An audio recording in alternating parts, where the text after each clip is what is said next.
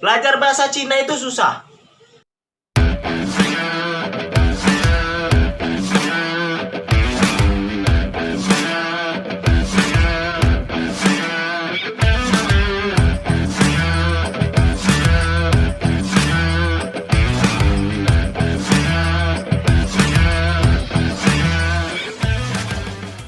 Kenapa bisa saya bilang susah? Karena kalau belajar bahasa Cina itu nggak kayak belajar bahasa yang lain.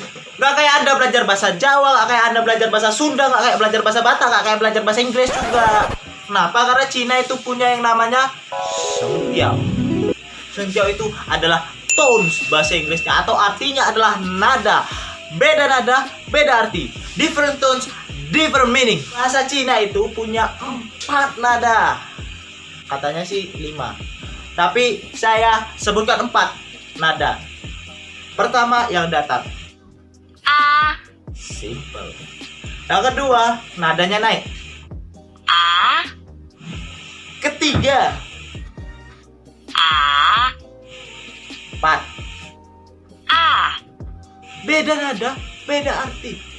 A, A. Ada lagi satu lagi sebenarnya, yaitu tak bernada. A. Beda. Apakah itu berpengaruh dalam kehidupan sehari-hari? Apakah dalam kehidupan sehari-hari itu bisa membuat fatal?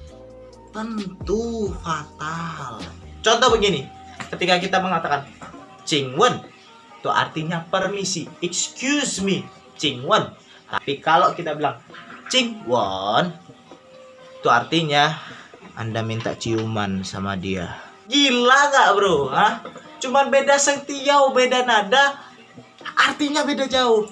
Cingwen, excuse me, permisi. Cingwen, please kiss me. What? Belum lagi ada karakter-karakternya. Cina itu nggak mengenal alfabet, nggak mengenal A, B, C, D, E, F, G, H, I, J, K, L. Apa itu? Cina nggak mengenal yang namanya alfabet. Cina makainya karakter. Hanse, Meo, Pinyin, Neng, Tuk. Jadi kalau misalnya di Cina itu mereka nggak mengenal yang namanya alfabet A, B, C, D, E. Mereka nggak mengenal alfabet. Dari kecil, dari lahir mereka dikenalkan dengan karakter-karakter Cina. Contohnya seperti ini.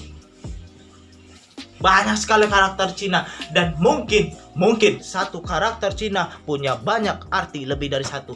Untuk kayak kita nih kan belajar bahasa Cina nggak dari kecil, nggak dari anak-anak langsung begitu kayak udah usia kayak saya gini ya, kuliah ke beasiswa ke Cina harus belajar bahasa Cina dulu. Nah itu tuh sebenarnya waktunya tuh sangat singkat, sangat ya nggak cukup lah. Ada yang nanya dengan saya tuh seperti ini, kamu itu belajar Cina mau lulus HSK, nilai bagus, atau cuman buat ngomong sama orang Cina?